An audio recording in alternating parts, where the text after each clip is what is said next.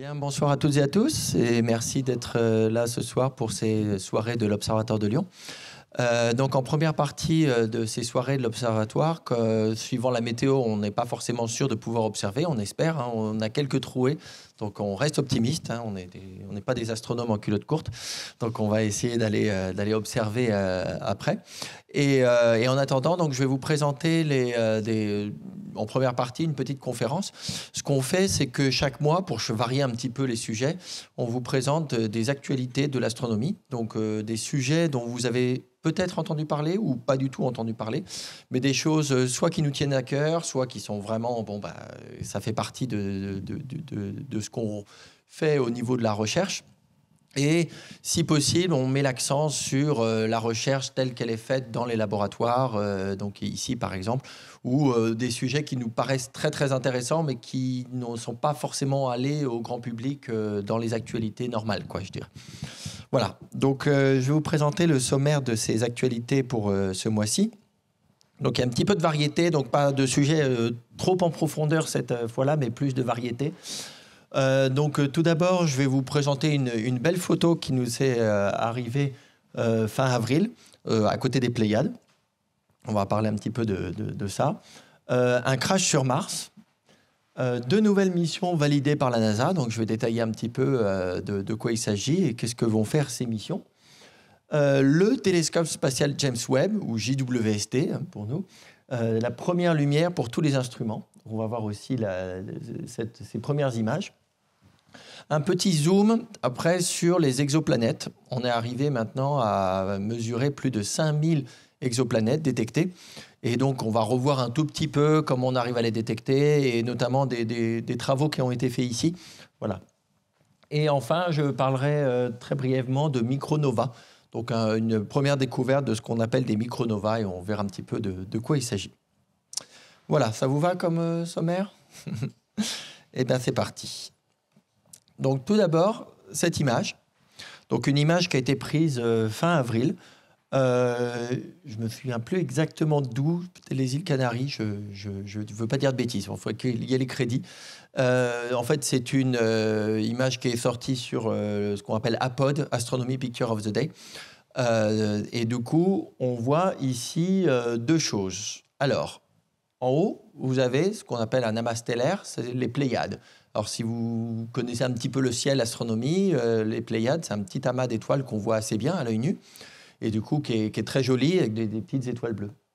Et en bas, donc, la question, c'est à vous que je la pose. Qu'est-ce qu'on voit? Ça ressemble à une comète. Ce n'est pas une comète. Qu'est-ce que ça pourrait être? Quelqu'un a une idée? Oui? Alors, est-ce que c'est dans l'atmosphère? Non, c'est pas dans l'atmosphère. C'est pas en train de brûler dans l'atmosphère. D'autres choses, j'ai entendu d'autres. Comment? Une étoile qui meurt? Non. Et il ne s'agit pas d'une étoile, en fait. C'est pas un satellite non plus. Astéroïde? Non. Un peu plus gros? Eh bien, en fait, ce que vous êtes en train de regarder, là, je vais vous dire, donc je dis au tout début, en haut, vous avez l'amas des Pléiades, et en bas, vous avez une planète. Cette planète, c'est Mercure. Alors, c'est une image assez étonnante de Mercure, et en fait, ça fait peut-être une vingtaine d'années qu'on connaît ça sur Mercure, donc je vais vous en parler un petit peu. Donc, pour rappel, Mercure, c'est une des planètes du système solaire, c'est la planète la plus proche du Soleil par rapport à la Terre. Et du coup, qui dit très proche du Soleil, ça veut dire qu'elle subit en permanence ce qu'on appelle le vent solaire. C'est des particules chargées que nous envoie le Soleil en permanence et qui vont percuter la planète Mercure. Et en fait, ils vont entrer en interaction avec la planète et la très très fine couche d'atmosphère qui est autour d'elle. Mercure a très très peu d'atmosphère puisqu'elle est très proche du Soleil, donc il fait très très chaud près du Soleil, il fait plus de 400 degrés. Donc l'atmosphère ne reste pas. Par contre, il y a une petite couche qu'on appelle une exosphère qui est vraiment superficielle. Et en fait, en entrant en interaction, les particules chargées qui viennent du Soleil vont faire réagir l'atmosphère de Mercure et éjecter des particules. Et ici, on est en train de regarder des particules spécifiques. C'est des atomes de sodium, même des ions de sodium. Donc, il y a du sodium dans l'atmosphère de Mercure. Et là, c'est une image, alors ce n'est pas un trucage, mais en gros, on l'a regardé avec un filtre très spécifique, qui est le filtre qui va regarder l'émission du sodium. Et si on regarde Mercure avec un filtre qui détecte l'émission du sodium, on s'aperçoit que derrière Mercure, en permanence, il y a une traînée qui fait plus de 20 millions de kilomètres de sodium. Et donc, elle est très, très loin par rapport à la distance de Mercure au Soleil. En fait, c'est assez conséquent. Et on la connaît comme depuis 20 ans, quand même. Donc, c'est assez récent. Et pourtant, avec un filtre, finalement, une image amateur, on arrive bien à la voir. Donc, il fallait vraiment savoir où chercher, trouver la bonne couleur, et on voyait cette émission de sodium. Parce que sinon, si vous regardez Mercure à l'œil nu, vous voyez juste un tout petit point. D'accord ? Elle est beaucoup trop petite. Mais là, en fait, c'est l'émission qui est autour et la traînée qui est derrière. Alors, il faut une pause assez longue aussi pour pouvoir le mettre en évidence. Non, pas vraiment. C'est ça. Et en fait, le sodium, il se trouve qu'il réagit exactement à la bonne couleur qui est l'éclairage du soleil, en fait. Et du coup, ça colle bien. Voilà, c'est juste. En fait, il y a d'autres. Il y a de l'hydrogène, il y a de l'hélium, il y a beaucoup d'autres composants. Mais là, c'est le sodium qui a une transition spécifique et une couleur très spécifique. Et c'est celle-là qu'on a mis en évidence avec le filtre ici. Donc voilà, pour cette petite image un petit peu insolite, je dirais, de la planète Mercure. Dans le deuxième sujet, je voulais vous parler d'une annonce qui a été faite par la NASA. La NASA, en fait, de temps en temps, va revoir son programme de mission. Et il y a ce qu'on appelle le sondage décadal en anglais, c'est-à-dire tous les 10 ans, qui va revoir un petit peu les priorités en termes de missions spatiales. Et là, les missions spatiales planétaires.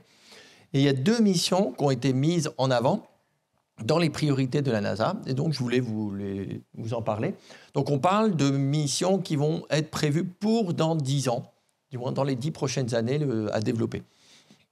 Donc la première, elle s'appelle Uranus Orbiter and Probe, UOP, qui, comme son nom l'indique, va aller étudier la planète Uranus. Donc là, je reprends mon petit schéma du système solaire, vous voyez où est la Terre.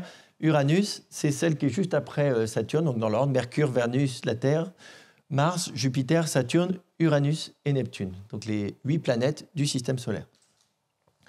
Et Uranus, c'est une planète qui est assez grosse, hein, c'est ce qu'on appelle une planète géante gazeuse. Elle fait partie de la catégorie des 4 grandes planètes géantes gazeuses, avec Jupiter, Saturne, Uranus, Neptune. Et on la connaît essentiellement d'observations qui ont été prises par la sonde Voyager 2 en 1986. Donc ça date vraiment. Et depuis, on n'y est pas retourné. La sonde Voyager 6, il y en a qui s'en rappellent ici. Moi, j'avais 6 ans, mais en 1986, quand elle est passée à côté d'Uranus, en fait, elle a été en ligne droite, c'est-à-dire qu'elle n'a pas pu tourner autour de la planète. Elle allait tellement vite, on ne peut pas faire freiner une sonde comme ça. L'objectif de la sonde Voyager, c'est qu'elle a profité d'un alignement quasiment parfait entre Jupiter, Saturne, Uranus et Neptune. C'est-à-dire que c'était 4 planètes d'un coup. C'était un alignement et ça, on n'en trouve pas non plus tout le temps. Donc, elle a vraiment profité de ça. Par contre, le principe, c'était d'y aller comme ça en ligne droite, de prendre le plus de photos possible. Mais ça va vite, on prend plein de photos. Mais une fois maintenant, la sonde, elle est partie, elle continue en ligne droite et elle sort du système solaire en ce moment. Et, voilà. Et on ne peut pas la freiner, la faire revenir comme ça. Ça prend beaucoup de carburant pour freiner une sonde. Comme ça, on prend beaucoup pour l'accélérer. Parce qu'une fois, quand on est dans le vide spatial, il n'y a rien qui nous arrête. Voilà, ou quasiment pas. Donc, en fait, on va vraiment à vitesse constante, en ligne droite. Et donc, Uranus, on connaît la planète et on connaît aussi ses satellites. Il y a quelques satellites qui sont des satellites rocheux glacés qui sont certainement composés de matériaux, du coup, très froids, donc, parce que c'est très, très loin du Soleil, hein, ici. Et vous voyez quelques exemples. Donc, il y a Umbriel, Ariel, Titania, Oberon, notamment, et Miranda. Il y en a beaucoup d'autres aussi qu'on connaît. On continue de l'étudier depuis la Terre, c'est Uranus. Donc, on la voit tourner, on fait de la climatologie de ce qu'on peut depuis la Terre. Donc, ça, c'est le type d'observation qu'on peut faire depuis la Terre. On va regarder avec différents filtres, notamment les compositions chimiques, l'atmosphère. Mais c'est très, très peu détaillé. On n'a pas une image plus détaillée que ça. Et donc l'objectif de cette mission, c'est d'aller étudier l'origine, l'évolution de la planète. Cette planète Uranus, elle a des conditions spécifiques, puisque la planète, là, telle qu'elle est représentée, vous voyez, elle n'est pas à l'horizontale comme les autres planètes, elle est complètement inclinée sur son axe. En fait, quand elle tourne autour du Soleil, on dit presque qu'elle roule sur son axe, parce que l'axe est quasiment incliné à 90 degrés. Et ça, pour les gens qui étudient la formation du système solaire, c'est une preuve comme quoi Uranus, à un moment donné dans son histoire, a eu une énorme perturbation qui l'a fait complètement basculer.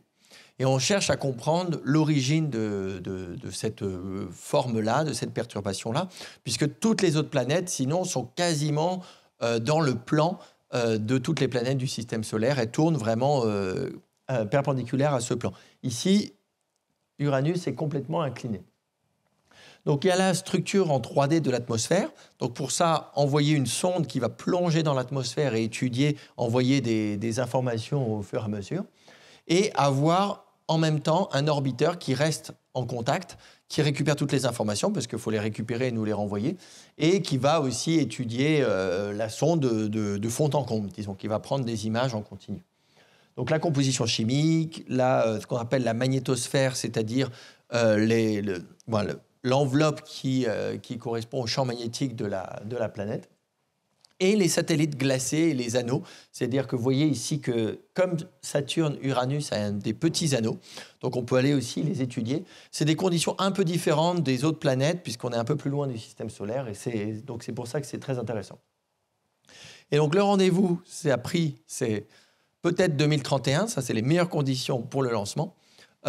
Compte tenu du programme qu'il y a aussi sur Mars prévu, c'est pas gagné, donc peut-être plutôt 2038, donc il y a un peu deux créneaux.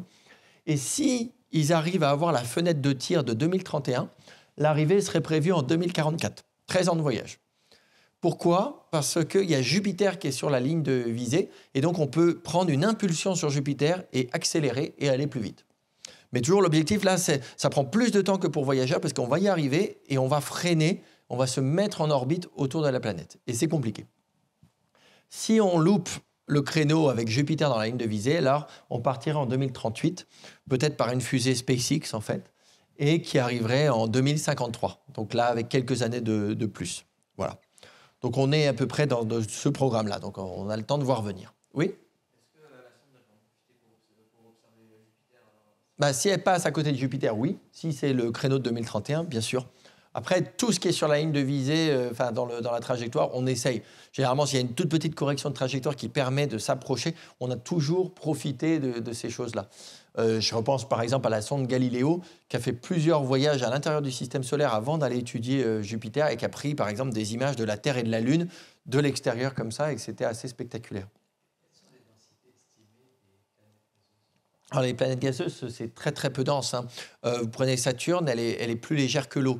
En fait, si vous avez une bassine assez grande. Donc là, c'est typiquement ce type de densité-là. C'est autour de la densité de l'eau, en moyenne. Après, suivant l'épaisseur de l'atmosphère, au cœur, ça atteint des pressions énormes et beaucoup plus fortes. Mais ce qu'on pense, c'est qu'au cœur, dans ces planètes, il y a un noyau peut-être rocheux et donc une atmosphère extrêmement dense. Et ça, c'est en envoyant les sondes à l'intérieur. Parce que finalement, l'atmosphère, on voit surtout la couche extérieure. On sait très, très peu de choses de ce qu'il y a à l'intérieur. Donc on a des modèles de ces atmosphères. Uranus et Neptune, c'est des planètes qui ont une atmosphère bleu-vert, d'accord ? Donc il y a beaucoup d'ammoniac aussi dans ces atmosphères-là, de méthane et d'ammoniac. La deuxième mission prévue par la NASA, qui a été validée, disons, dans ce programme de la décennie, c'est une mission qui va aller voir Encelade, qui s'appelle Enceladus Orbilander. Alors, Orbilander, c'est ce qu'on appelle un porte-manteau entre orbiteur et lander. Donc, c'est orbiteur, une sonde qui va tourner autour de Encelade. Et lander, c'est quelque chose qui va aller se poser. L'autre, on avait dit probe. Probe, c'est une sonde, c'est-à-dire qu'il va plonger dedans, mais elle ne va pas atterrir. Lander, on va faire poser vraiment un vaisseau sur Encelade. Et je parle ici de Saturne, puisque Encelade, c'est un des satellites de Saturne. Alors, je le mets ici un petit peu à l'échelle au niveau taille. Encelade, c'est un satellite qui est vraiment tout petit, qui est un peu à l'extérieur des anneaux, vous voyez, par rapport aux anneaux de Saturne, où il se trouve. Il y a toute une série de satellites, donc comme la Lune qui tourne autour de la Terre, ces satellites-là tournent autour de Saturne, et on va s'intéresser en particulier à Encelade. Et vous allez me dire, mais pourquoi Encelade et pas Tétis, Dionée, Mimas? Il y en avait plein d'autres, hein, mais on choisit Encelade. Alors pour ceux qui connaissent un petit peu Encelade, c'est parce que c'est un satellite qui nous a vraiment intéressés dès les premières images qu'on a eues par les sondes voyageurs. Et là, il y a des images plus récentes après qui ont été prises notamment par la sonde Cassini. Et ce qu'ils ont montré, ces sondes, c'est qu'en prenant les images, c'est que la structure d'Encelade, c'est une croûte glacée avec beaucoup de structures. Vous voyez énormément de structures géologiques de glace. Et en surface, vous voyez, il y a vraiment cette structure qui est assez mobile. C'est-à-dire qu'il y a beaucoup de mouvements qui se font sous la surface. Et on pense en fait que sous cette couche de glace qui n'est pas si épaisse que ça, il y a un océan qui est en fait emprisonné. Et c'est une planète, du coup, un peu planète océan. Et ça nous intéresse parce que si on a un océan d'eau, ce serait vraiment, vraiment intéressant pour essayer de comprendre les conditions de formation de la vie, finalement. Et ce qu'on va aller chercher, du coup, c'est un petit peu comment cet océan se situe. Donc là, c'est à gauche, vous voyez la vision qu'on a de cet océan qui est sous la couche de glace, qui est mis en évidence parce qu'on voit la glace qui se déplace en surface. Et on voit aussi qu'il y a des geysers d'eau qui s'échappent du pôle sud d'Encelade. Donc l'image qu'on voit à droite du pôle sud, on voit qu'il y a des fissures et donc on voit qu'il y a des geysers qui sortent. Et donc tout ça, ça nous montre qu'il y a toute une activité liée à l'eau et qui est donc vraiment très très intéressante à aller étudier. Donc ça veut dire que, au lieu d'aller chercher là une planète, on va aller voir directement un satellite très spécifique puisqu'on sait qu'il y a des conditions très très intéressantes. Donc le Orbilander, c'est l'orbiteur et le lander. Vous voyez l'image d'artiste du lander qui est de l'atterrisseur qui est sur le satellite Encelade.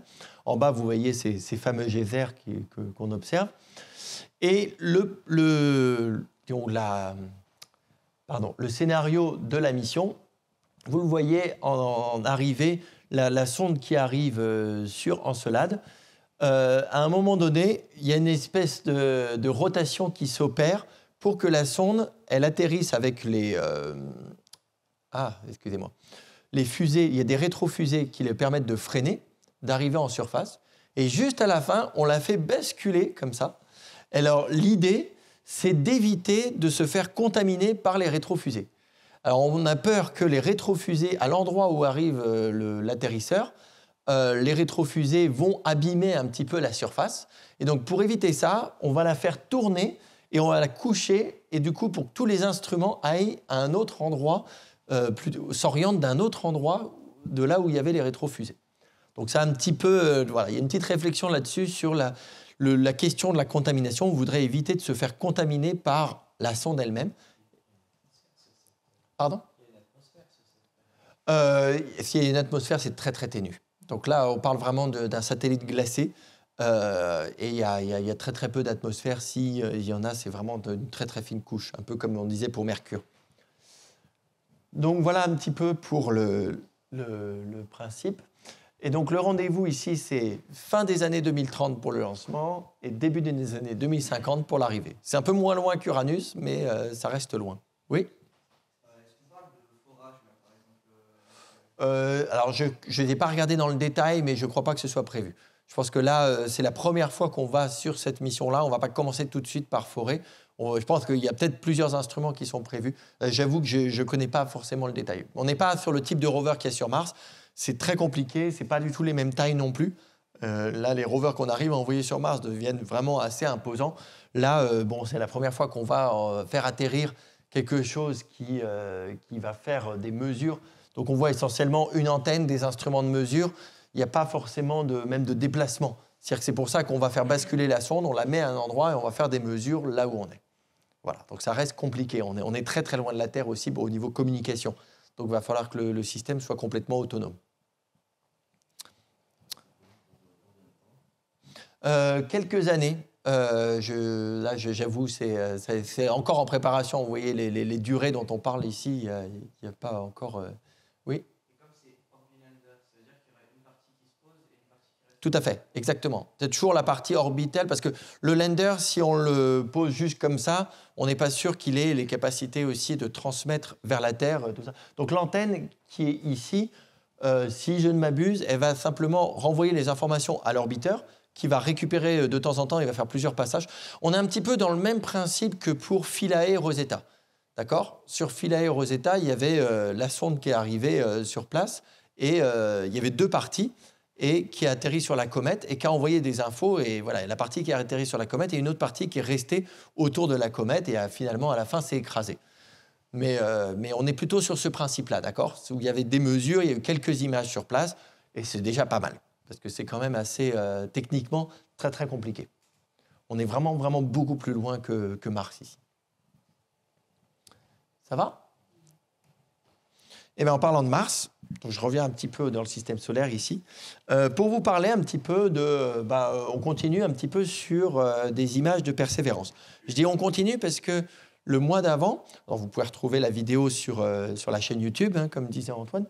On avait parlé du robot Persévérance qui est en ce moment sur Mars, qui est en train de se déplacer, de faire des mesures. Il est arrivé l'an dernier, si vous vous rappelez, en février 2021. Et le mois dernier, je vous avais présenté cette image-là qui venait de sortir le jour même. Quand on avait fait les actualités de l'astronomique, je vous avais dit, tiens, il y a cette nouvelle image qui a apparue. Il n'y avait pas eu confirmation, mais quasiment tout le monde était persuadé qu'on était en train de voir le parachute de la sonde. Au moment où elle est arrivée, en fait, le rover, il a commencé à se balader et le parachute était parti complètement à l'opposé. On ne savait pas du tout où il était. Et en se déplaçant, le rover s'est retrouvé en face sur une image de son parachute. Voilà. Donc c'était assez cocasse. Mais du coup, il a été un petit peu plus loin parce que en plus du rover, il y a, peut-être vous en avez entendu parler, il y a un drone, un hélicoptère qui s'appelle Ingenuity. Et du coup, le Ingenuity a été prendre des photos. Et il n'y avait pas que le parachute. Il y avait le parachute, mais aussi, en fait, c'est la partie arrière de la sonde. Au moment où elle a atterri, elle s'est détachée et elle a été éjectée avec le parachute et elle a été envoyée très, très loin. Et là, je trouvais que c'était une image assez intéressante. C'est une vision un peu apocalyptique. On arrive comme ça sur une planète et on voit un crash comme ça. Il y en a plein qui ont fait des commentaires, mais on dirait une machine à laver ou un lave-vaisselle. Voilà. Mais vous voyez donc cette partie de la sonde qui est complètement détruite. Donc c'est le 26e vol de cet hélicoptère Ingenuity. Alors pour vous voir de quoi on parle ici, donc quand la sonde est arrivée sur la planète, donc le rover Perseverance, c'est qu'une partie de tout l'ensemble. Il y avait un bouclier thermique qui a permis d'arriver, de faire le freinage dans l'atmosphère. Au bout d'un moment, quand on a suffisamment freiné, eh bien, le bouclier s'est éjecté. Donc là, il est parti à un endroit. Mais il restait la partie arrière, la coque, sur laquelle s'est accroché le parachute. Et le bouclier, une fois détaché, les radars se sont mis en place pour pouvoir positionner la sonde et positionner le rover là où on voulait le positionner. Mais vous voyez, à un moment donné, le parachute et la coque arrière se sont détachés et ont été éjectés plus loin. Et c'est ça qu'a retrouvé Persévérance en se déplaçant du cratère. Alors, juste pour la petite histoire, du coup, Persévérance est en train de se balader dans un cratère qui s'appelle G0. Et je crois que c'est hier ou aujourd'hui, il sortait juste du cratère G0 pour aller vers ce qu'on appelle le delta. C'est-à-dire qu'on pense en fait qu'il y a un endroit où l'eau, par le passé, a coulé sur la planète et est tombée dans le cratère en formant un delta, comme les deltas qu'on a sur les rivières sur Terre. Et du coup, là, ça devait devenir très intéressant. C'était un des objectifs du robot, d'aller chercher ce qui se passe dans le delta. Donc, pour la comparaison, voilà l'état de la sonde au départ et l'état de la sonde à l'arrivée. Voilà, on commence comme ça et on finit comme ça. C'est pas souvent qu'on a des images de ce type. Je vais changer complètement de sujet et vous parler maintenant du télescope spatial James Webb. Donc, je ne vous le présente plus, je pense qu'on en a beaucoup entendu parler quand même. Donc, c'est le plus grand télescope spatial qui est... il va aller observer dans le visible et l'infrarouge pour faire des observations astronomiques. Et il est très, très loin, par rapport aux autres télescopes précédents, comme le télescope Hubble qui était à proximité, en orbite, il est en orbite autour de la Terre. Celui-là, en fait, il est beaucoup plus loin, même beaucoup plus loin que la Lune. D'accord ? Il est à 1,5 million de kilomètres de la Terre. Et la grosse différence par rapport au télescope précédent, c'est que par rapport au télescope spatial Hubble, par exemple, c'est la taille de son miroir. Il a un très très grand miroir, ce qui fait vraiment la différence puisqu'il peut collecter beaucoup de lumière. Le télescope, à la base, c'est un entonnoir à lumière. Plus vous avez une grande surface, plus vous collectez de lumière, plus vous avez d'informations. Et surtout, ce télescope, il va aller observer dans l'infrarouge. Et du coup, il va aller observer beaucoup de choses qu'on ne peut pas voir ni à l'œil nu, ni même avec le télescope Hubble, puisqu'il va aller encore plus loin. Il est d'ailleurs plus proche d'autres instruments, notamment le télescope Spitzer, qui nous permettait d'étudier l'univers infrarouge. Et l'univers infrarouge est très utile pour comprendre la formation des planètes, les toutes premières étoiles, les premières galaxies dans l'univers, beaucoup de choses qui vont se passer et qui sont cachées et qu'on ne peut voir que par la lumière infrarouge. Alors, ça, c'était vraiment une vue très, très rapide du télescope. Le télescope est arrivé à son point d'arrivée, ce qu'on appelle le point L2. C'est un point un petit peu spécifique qui est toujours aligné avec la Terre et le Soleil.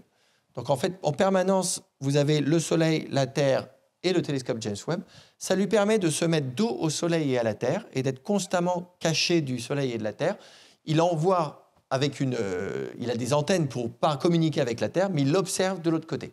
Ça lui permet d'avoir des panneaux solaires qui sont chauffés d'un côté et avoir une partie complètement refroidie de l'autre.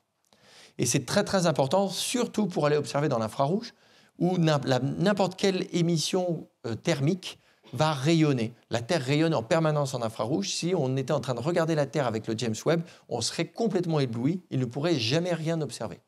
D'accord ? Et c'est pour ça que le télescope Hubble est limité par rapport à sa capacité à voir dans l'infrarouge. Et je vais vous parler un petit peu des instruments, puisqu'on va pouvoir avoir la première observation avec l'ensemble des instruments, des 4 instruments qui font partie du télescope spatial James Webb. Alors, de quoi je parle quand je dis instrument ? Le télescope, il collecte toute la lumière. Cette lumière, elle arrive sur une très grande surface et les capteurs qui vont permettre d'analyser cette lumière, c'est ça dont on va parler quand on va parler d'instruments. Et il y a en fait 4 instruments différents. Vous avez une caméra de guidage qui est très très importante pour pouvoir que le télescope James Webb pointe au bon endroit. NIRCam, c'était la première caméra qu'on a utilisée pour faire l'alignement du télescope. C'est la caméra la plus précise d'un point de vue résolution, qui est les images les plus détaillées. Vous avez NIRSPEC, qui est un spectrographe, c'est-à-dire qui va décomposer la lumière suivant ses différentes couleurs. Et je parle de NIRSPEC aussi parce que le laboratoire, ici, le Centre de recherche astrophysique de Lyon, à l'Observatoire de Lyon, a travaillé sur l'instrument NIRSPEC. On a eu un contrat, notamment avec EADS, Astrium, pour travailler sur l'instrument NIRSPEC du James Webb. Et enfin, MIRI, qui est la caméra moyenne infrarouge. Et alors là, c'est l'infrarouge plus lointain. Et celle-là, par rapport aux autres, elle est encore plus refroidie. On la refroidit à très, très, très basse température, à proximité du zéro absolu, pour être le plus froid possible et pouvoir étudier, sans être ébloui, l'univers infrarouge. Il y a un mois, je vous ai présenté, vous retrouvez les actualités d'il y a un mois, cette image qui était la première image d'une étoile, et pas qu'une étoile. En fait, vous avez tout un champ de galaxies détecté par l'instrument NIRCam. Et c'est l'image qui nous a montré que, ça y est, le télescope est aligné. Il est parfaitement aligné. Et on avait étudié d'ailleurs, je vous avais parlé un petit peu de pourquoi on a cette forme avec des pics. Donc je vous encourage à retrouver dans la vidéo si vous voulez avoir plus de détails sur la forme de cette étoile. Pourquoi on a forcément ce qu'on appelle des aigrettes, des petits pics aux extrémités de l'étoile. La nouvelle image, en fait, c'est une image multiple, c'est une mosaïque qui présente en fait des nouvelles observations avec cette fois tous les instruments. Et ce n'est pas juste une étoile, là, en fait, on a été observer des champs d'étoiles. Les champs d'étoiles qui nous permettent de vérifier que la qualité, la résolution spatiale, c'est-à-dire la qualité, la netteté des images prises par le télescope James Webb, est parfaite partout, sur toute la surface de l'instrument. Et là, on voit un petit peu la forme des instruments. NIRCam, en fait, n'est pas un seul imageur, mais vous en avez deux en même temps. Vous en avez deux pour le prix d'un. Vous avez deux grands détecteurs. Donc ici, je ne sais pas si vous voyez mon curseur. Oui, voilà. Donc ici et là, d'accord. Donc en fait, en même temps, on peut observer dans deux filtres différents. Ça permet d'aller 2 fois plus vite.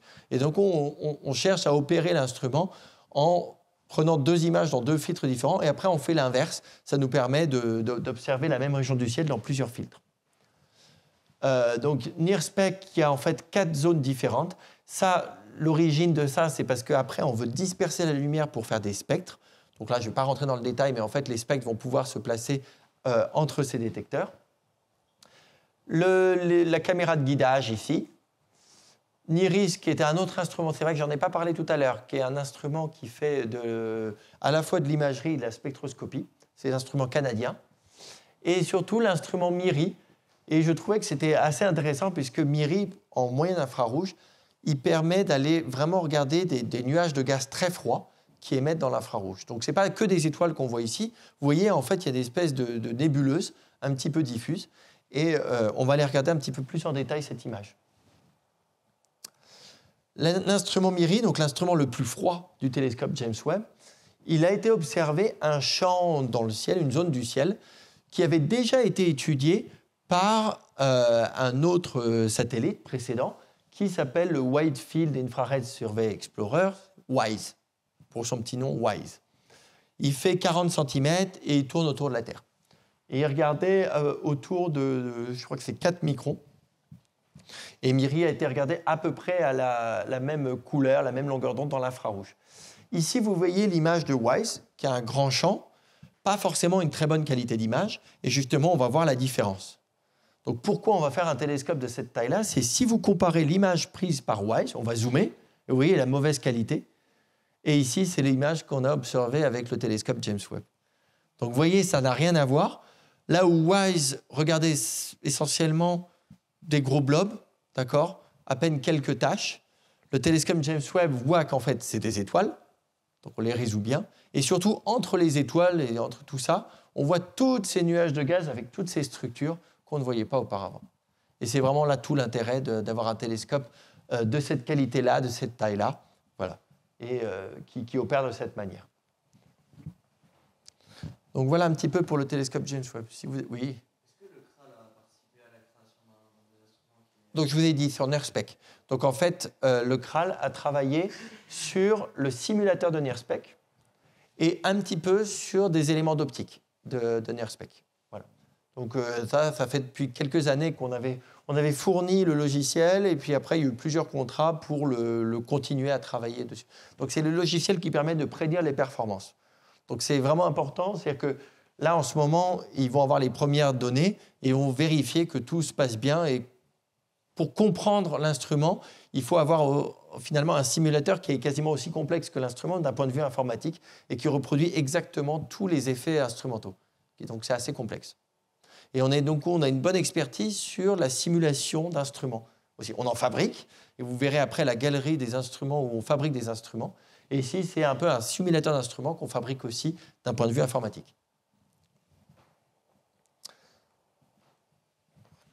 Je vais passer... Oui, pardon. Alors là, la photo que vous nous avez montrée, c'est vrai que c'est incroyable la différence. Est-ce que le jeu, du coup, en quoi autrement le jeu en vaut la chandelle des, je sais pas, j'ai en tête 10 milliards pour le GWST? Après, voilà, il faut penser que les 10 milliards sont étalés sur une très grande durée, d'accord ? Le jeu, c'est pas juste pour faire une petite image comme ça. D'ailleurs, ces images-là, je pense que vous les avez pas forcément vues. Voilà, c'est parce que pour l'instant, c'est pas encore les premières images les plus spectaculaires qui sont. Je vous donne un petit peu en primeur, d'accord ? C'est-à-dire que les astronomes attendent, donc on nous donne un petit peu ces premières images comme ça. Les vraies premières images, ce sera vraiment des trucs encore plus spectaculaires, et on les attend dans quelques mois, je dirais. Et là. Je pense que l'argent a été bien dépensé dans le sens où on voit que tous les instruments fonctionnent à la perfection. Pour l'instant, je dirais que c'est un sans faute pour tout ce qu'on a vu et que là, on n'est pas dans le cas de Hubble où il a été envoyé et après, il a fallu aller le réparer. Donc oui, il y a eu des retards, il y a eu des dépassements de budget, etc. Mais parce qu'il y a eu un contrôle du risque extrême. Et à la fin, ils ont pris tellement beaucoup de sécurité et ça permet d'avoir un instrument qui est hyper fiable. Le lanceur Ariane 5 a été hyper fiable aussi. C'est-à-dire que dès le départ, le James Webb était prévu nominalement pour 5 ans, peut-être 10 ans. Là, on est parti pour 15-20 ans. Et ça, c'est essentiellement grâce au lanceur qui a permis d'économiser une grosse partie du carburant. C'est-à-dire qu'il n'y avait pas eu de correction à faire ou très très peu de correction à faire. On savait que ça déterminait la durée de vie de la mission derrière. Donc après, voilà, sur 15 ou 20 ans, je ne peux pas vous prédire exactement tout ce qui va être découvert. Ce qu'on sait, c'est tout nouveau. Ça va vraiment révolutionner, nous, d'un point de vue astrophysique, tout ce qu'on observe. Donc moi, j'étudie les galaxies très très distantes de l'univers. On sait que ça va tout changer. Ça va vraiment changer la donne. Aller regarder dans l'infrarouge avec cette profondeur-là, un diamètre aussi important, les capacités qu'on a, même pour l'instant, tout ce qu'on propose, on a eu pas mal de succès. Donc j'ai moi-même un programme sur le James Webb qui est prévu pour l'an prochain. Et je pense qu'il y aura vraiment des résultats spectaculaires. Voilà. Donc après, voilà, on peut en reparler dans un an, après que les premiers résultats, et puis avoir cette discussion à nouveau. Mais je pense que oui, ça en vaut la chandelle. Et après, d'un point de vue, il y a toujours plein de retombées technologiques, pas que scientifiques pures, mais technologiques dans les industries derrière, etc. Et voilà, on fait partie des pays quand même développés qui ont ce privilège de pouvoir participer à ce type de mission et avoir ces retombées et passionner aussi les gens pour aller travailler dans les études scientifiques derrière. Tout ça, c'est des à côté qui font partie de ce que apporte le James Webb, je dirais. Je vais vous parler maintenant un petit peu d'exoplanètes. Pourquoi ? Parce que constamment, on en découvre des exoplanètes. Alors, quand on parle d'exoplanètes, juste pour rappeler, on parle de planètes autour d'autres étoiles. Je vous ai parlé des 8 planètes de notre système solaire. C'est les planètes qui tournent autour du Soleil. Mais en fait, maintenant, depuis 1995 notamment, on connaît des exoplanètes et on en découvre constamment. Et on a passé maintenant, il y a un site qui récapitule un petit peu le total de tout ce qui a été détecté. Et on a passé le cap des 5000. Donc ça commence à faire une grosse quantité. Néanmoins, on reste quand même dans le voisinage solaire, c'est-à-dire qu'on reste quand même dans les étoiles les plus proches, parce que c'est les plus faciles à détecter, ces exoplanètes-là. Et quand on parle de détection d'exoplanètes, en fait, il y a plein de méthodes pour détecter les exoplanètes. Et je ne vais pas vous faire le bilan en détail, mais c'est juste pour vous montrer toute la palanquée de méthodes différentes qui existent. Et je vais vous en parler de 3 essentiellement. Alors vous pouvez regarder les chiffres là si vous intéresse. Les méthodes essentiellement pour aller les détecter, il y a des méthodes indirectes par ce qu'on appelle la vitesse radiale, les méthodes directes par imagerie ou des méthodes directes semi-directes par transit. Donc je vais commencer par la première méthode, qui est la méthode qui a permis de détecter la première exoplanète autour d'une étoile ce qu'on appelle de la séquence principale, une étoile qui est plus proche, plus similaire aux étoiles qu'on voit, disons, habituellement dans le ciel. C'est la méthode des vitesses radiales. Le principe, c'est que si vous avez une planète qui tourne autour d'une étoile, donc une exoplanète qui va tourner autour de son étoile, en tournant, en fait, ce n'est pas juste la planète qui va tourner autour de l'étoile, l'étoile aussi va tourner, va suivre un mouvement similaire, puisque les deux vont tourner autour de ce qu'on appelle le point d'équilibre, le centre de gravité. Donc si je mets une petite animation, vous avez à gauche une étoile et sa planète, très exagérée, d'accord ? Les deux vont se mettre à tourner. Et en fait, quand on dit la Terre tourne autour du Soleil, en fait, le Soleil et la Terre tournent tous les deux en un an autour d'un point qui est le centre de gravité. Alors, il n'y a pas que ça, parce qu'il y a d'autres choses dans le système solaire, vous avez les autres planètes, etc. Le centre de gravité est ailleurs, mais vous avez toujours ce mouvement-là en permanence. Et donc, au lieu d'aller chercher à détecter le signal d'une planète qui est très faible, qui est complètement contaminée et on est complètement ébloui par l'étoile puisqu'on cherche 2 objets qui sont très très proches. Et une étoile, c'est très très brillant. Une planète, c'est très faible. Donc on cherche quelque chose d'extrêmement faible à côté d'un phare. Okay ? C'est très difficile à mesurer. À la place, on va aller regarder le phare et on va aller voir si le phare se met à tourner. Et s'il se met à tourner autour très légèrement, ça met en évidence qu'il y a une planète qui tourne autour de lui. Okay ? Donc c'est le principe. Et c'est comme ça qu'on a détecté la première planète extrasolaire donc 51 Pegasus B en 1995, et qui a donné lieu au prix Nobel qui a été décerné à Michel Mayor et Didier Queloz. Donc 2 astronomes suisses à l'Observatoire de Haute-Provence en France. D'accord ? Donc ça, c'est la première méthode. Pour ça, on va utiliser ce qu'on appelle la spectroscopie. On va analyser le spectre de l'étoile. Donc l'étoile nous envoie un signal très très fort. On peut décomposer le signal de l'étoile et regarder un petit peu ses signatures.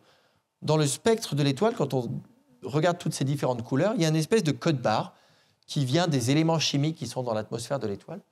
Et quand l'étoile se déplace, si elle a un petit mouvement comme ça, qui la fait s'éloigner ou se rapprocher de nous, très légèrement, eh bien, en fait, le fameux code barre, il va se décaler légèrement vers le bleu ou vers le rouge. C'est ce qu'on appelle l'effet Doppler. Donc, grâce à cet effet Doppler, on va aller pouvoir mesurer la vitesse de l'étoile, montrer qu'elle est en train de tourner autour de ce point, et du coup en déduire qu'il y a une planète qui est en train de tourner autour d'elle. Alors ça paraît vraiment assez indirect, mais pourtant c'est reproductible.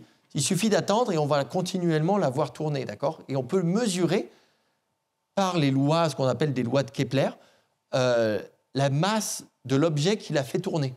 Et si on voit un objet qui est la masse typiquement de la Terre ou Jupiter ou quelque chose comme ça, on se dit c'est plutôt une planète. Et c'est comme ça qu'on a pu mettre en évidence les exoplanètes. La deuxième méthode est un peu plus directe, c'est une éclipse. Là, on va regarder toujours l'étoile parce que c'est ça qui nous donne le plus d'informations. C'est là où vous avez le plus de signal, d'accord, sur l'étoile. De temps en temps, si vous êtes bien aligné entre une planète et l'étoile, quand elle va tourner autour de l'étoile, elle va lui passer devant et ça va faire une mini-éclipse, ce qu'on va appeler un transit. C'est-à-dire que la surface de l'étoile va se projeter en ombre et du coup, la lumière de l'étoile va s'affaiblir pendant une petite durée et remonter. Et du coup, on va suivre en permanence une étoile. On attend. Et de temps en temps, on va surveiller. Dès qu'elle commence à diminuer, là, on fait des pauses très très vite et on surveille ce qui se passe. Et en mesurant exactement la forme, on peut apprendre plein de choses, et notamment sur le diamètre des planètes. Ce qu'on n'avait pas avec la méthode précédente. Okay ? Donc c'est complémentaire. Il y a des planètes qu'on peut étudier à la fois par les vitesses radiales et à la fois par le transit.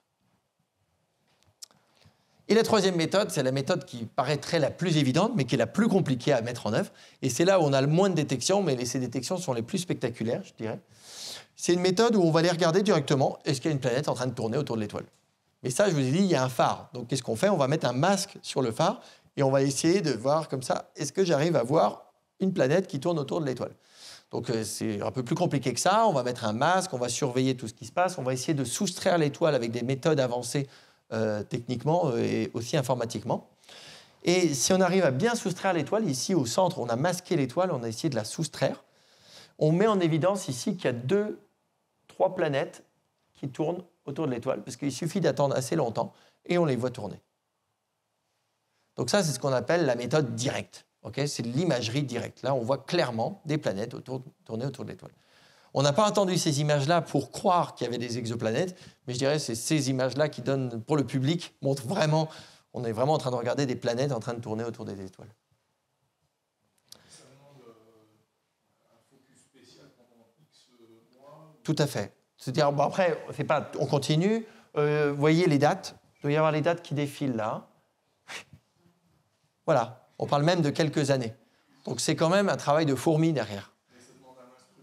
C'est un instrument. Alors, je ne dis pas qu'on fait des pauses tout le temps. Il suffit de faire des pauses même une fois par mois. D'accord ? Là, le film, je ne sais pas combien d'images il y a. Mais vous voyez, donc en fait, on va continuellement. Et puis, une étoile n'est pas observable tout le temps non plus. Donc, il y a des mois pendant lesquels elle est observable. D'autres mois, elle est derrière le Soleil. On ne va pas pouvoir l'observer. Donc ça, on va faire avec ce qu'on a. Donc, il va peut-être y avoir des sauts des fois dans l'orbite puisqu'on a loupé le passage.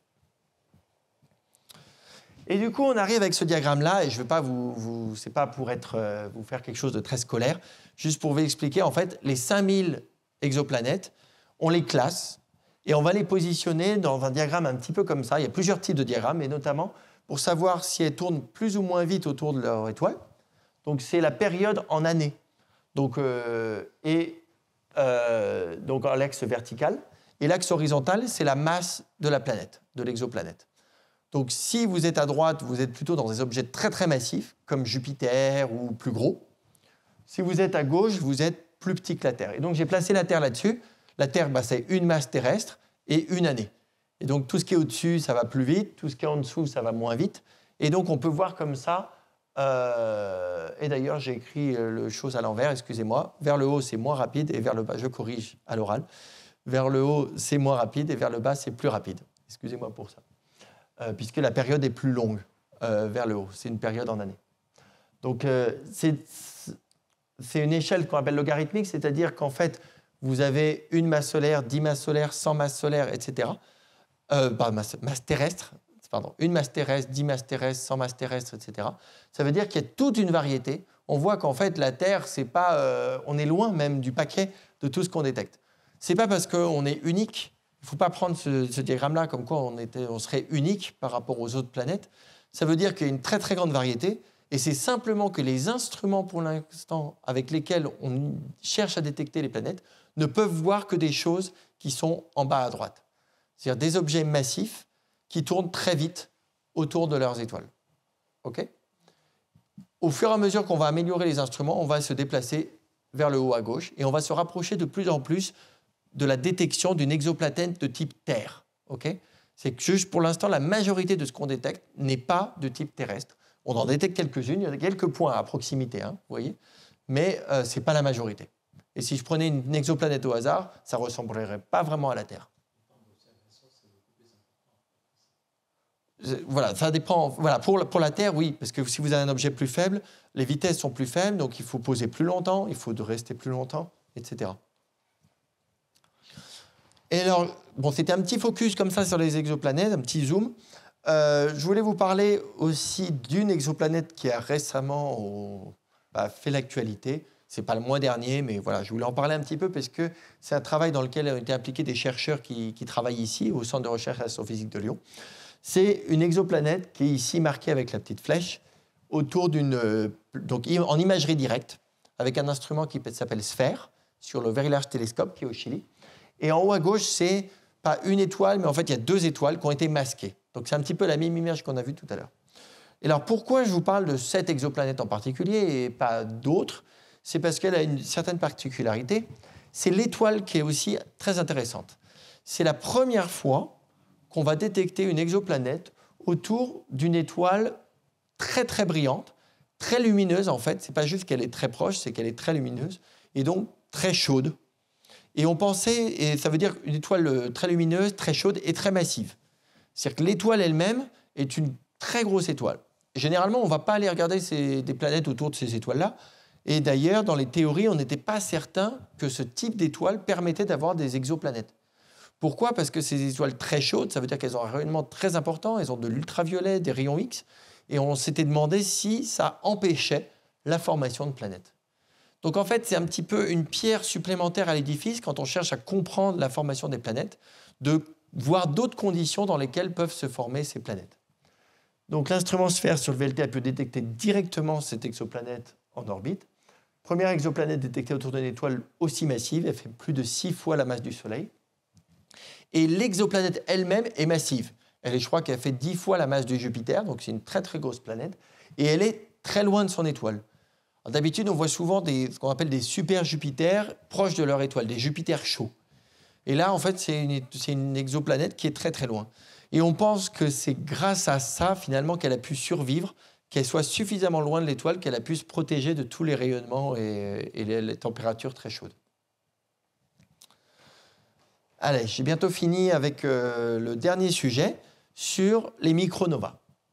Alors, le nom en soi paraît un petit peu intéressant. Vous avez peut-être entendu parler de ce qu'on appelle les novas, et notamment d'un cas un peu particulier de nova qu'on appelle les supernovas. D'accord ? Ça vous dit quelque chose ? Le terme générique nova, c'est un terme latin qui veut dire que dans le ciel, à un moment donné, on voit apparaître une nouvelle étoile. Et c'est surtout dû à un phénomène énergétique qui, d'un seul coup, va transformer une étoile et lui donner un sursaut. Et d'un seul coup, elle est tellement, il y a un boost de luminosité et on pourrait voir apparaître une étoile qu'on ne voyait pas auparavant. C'est juste qu'elle devient d'un seul coup très très lumineuse. Ça, c'est très génériquement le terme nova. Supernova, c'est vraiment un cas extrême et vraiment très spectaculaire où une étoile d'un seul coup, sur plusieurs semaines, va devenir aussi brillante que plusieurs centaines de milliards d'étoiles, c'est-à-dire qu'elle va devenir aussi brillante qu'une galaxie elle-même. Alors des supernovas, la dernière fois on en a vu dans notre Voie lactée, il faut attendre plusieurs siècles. D'accord ? Les dernières observations, elles datent de 1500 et quelques. Donc il y en a très très peu. On pense qu'il y en a à peu près une fois par siècle. Il y en a beaucoup qui sont cachés. Donc on en attend des supernovas. Mais pour l'instant, là, de notre vivant, entre vous et moi, on n'en a jamais vu. On en a vu d'autres dans d'autres galaxies. Dans d'autres galaxies, on arrive à les voir parce qu'elles sont plus loin. Quand on voit plus de galaxies, on a plus de chances de tomber sur une supernova. Et c'est un cas un petit peu extrême, c'est quand il y a ce qu'on appelle un objet compact, une naine blanche, qui se fait détruire ou une étoile très massive qui s'effondre sur elle-même. Donc je ne vais pas rentrer dans ces détails-là, juste pour vous parler simplement que c'est un phénomène très extrême et ça devient extrêmement lumineux pendant plusieurs semaines. Normalement, une nova, en soi, c'est une naine blanche, donc un objet très compact, un objet qui fait à peu près la masse du Soleil, mais une taille qui est à peu près la taille de la Terre. Donc c'est un objet qui est de la matière très très condensée, très très concentrée. Et si ce type d'objet très concentré reçoit de la matière supplémentaire, au moment où il accrète cette matière supplémentaire, ça peut lui faire d'un seul coup un flash, un boost lumineux. Et c'est ça qui va lui faire rayonner, ce qu'on va appeler une nova. Généralement, les novas, on en connaît qui font des durées de quelques jours. Pendant quelques jours, une étoile va devenir d'un seul coup un peu plus lumineuse, une naine blanche. Et là, en fait, ce mois-ci, il y a eu la première observation de ce qu'on appelle une micronova. C'est le même phénomène, mais finalement modèle très réduit, où vous avez un tout petit peu de matière qui tombe sur une naine blanche, et le phénomène va durer simplement quelques heures. Alors, ce qui est intéressant, là encore, c'est un petit peu pour compléter la théorie. C'est quelque chose qu'on savait qui devait se produire, mais qu'on n'avait jamais encore vraiment observé. Et pour pouvoir l'observer, il faut pouvoir vraiment suivre une naine blanche pendant très très longtemps pour voir apparaître le phénomène. Alors juste, j'ai trouvé une petite vidéo pour visualiser un petit peu ça. Alors c'est une vue d'artiste de ce qu'on est en train de voir. Donc la naine blanche, c'est l'objet qui est au centre. C'est un résidu d'étoiles en fin de vie. Le Soleil, à sa fin de vie, s'effondrera sur lui-même et fera une naine blanche. Et d'un seul coup, il y a de la matière qui vient de cette étoile jaune à côté, qui est en train de tomber sur la naine blanche, qui d'un seul coup s'accumule et se fait ce gros flash. Voilà. Et c'est ça qu'on va appeler une micronova. Donc voilà pour les actualités du mois dernier. Je vous conseille de regarder, d'écouter le journal télévisé, la radio, les journaux autour du 12 mai prochain, puisqu'on s'attend à avoir un communiqué de presse. Alors, je ne connais pas les détails, simplement, on sait que c'est quelque chose qui va être spectaculaire, puisqu'ils font un petit peu un tapage sur l'ensemble par ce qu'on appelle le Event Horizon Telescope. Ce n'est pas un télescope, en fait, c'est plein de télescopes qui se sont regroupés et qui font des observations un petit peu sur toute la Terre. Ils prennent la Terre pour un télescope. C'est-à-dire que vous cumulez des observations qui viennent du Groenland, du Chili, de Hawaï, d'Europe, des États-Unis, du Mexique. Vous les mettez tout ensemble et vous arrivez à une observation équivalente à un télescope qui fait la taille de la Terre. Alors, si vous vous rappelez, là, ça ne vous parle peut-être pas comme ça, ce nom-là, mais on parle de cette image-là. Et ça, vous l'avez certainement vu, ce qu'on appelait un peu l'anneau de feu. C'est la première image d'un trou noir, de l'ombre d'un trou noir, qui a été mise en évidence en 2019. Donc, on a mis cette image-là. Et donc, le 12 mai prochain, il y a une nouvelle annonce par cette équipe-là. Je ne sais pas de quoi il s'agit, très certainement d'un trou noir, sûrement dans notre galaxie. On verra bien ce qui va se passer, mais en tout cas, je vous conseille d'écouter parce que ça va être vraiment très, très intéressant d'un point de vue pour toute la communauté astronomique. On a marqué ça dans nos agendas pour surveiller ce qui va être annoncé à ce moment-là. Voilà. Et j'ai une dernière annonce, c'est que l'Observatoire de Lyon fait ses portes ouvertes le 18 et le 19 juin prochain. C'est gratuit, c'est sur 2 jours. Il y aura plein de choses. Il y a tout un village des sciences, il y a plein d'associations, planétarium. Antoine peut vous en dire un petit peu plus aussi. Et voilà, donc vous êtes les bienvenus pour revenir ici également le 18 et 19 juin. Et on va pouvoir passer maintenant aux observations et je suis à votre disposition si vous avez des questions. Merci.